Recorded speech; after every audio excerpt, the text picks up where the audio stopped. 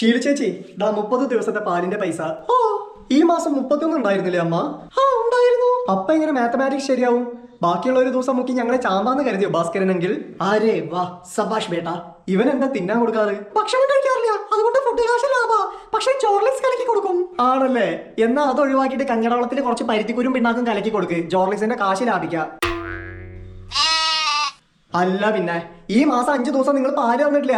അത് പോട്ടെ സാരില്ലാന്ന് കരുതി 30 ദിവസത്തെ റൗണ്ട് ആക്കി തന്നപ്പോ 31 ദിവസത്തെ വേണമെന്ന് പോലും. അതിൽ 5 ദിവസത്തെ കഴിച്ച് ബാക്കി തന്നെ കൊടുത്തേക്കമ്മ. കണക്കെല്ലാം കറക്റ്റാ. പിന്നെ അടുത്ത മാസം നമുക്ക് ഇനി ഒരു മാസമില്ല. ഇവിടുന്ന് പാല് വാങ്ങിക്കല് നിർത്തി. കേട്ടോടാ മാത്തമാറ്റിക്സ് കാരാ. അല്ല പോയി, ആ കച്ചവടം പോയി. ക്രിക്കറ്റ് മേ ക്യാപ്റ്റൻ മമ്മി കാ ക്ലാപ്പൻ.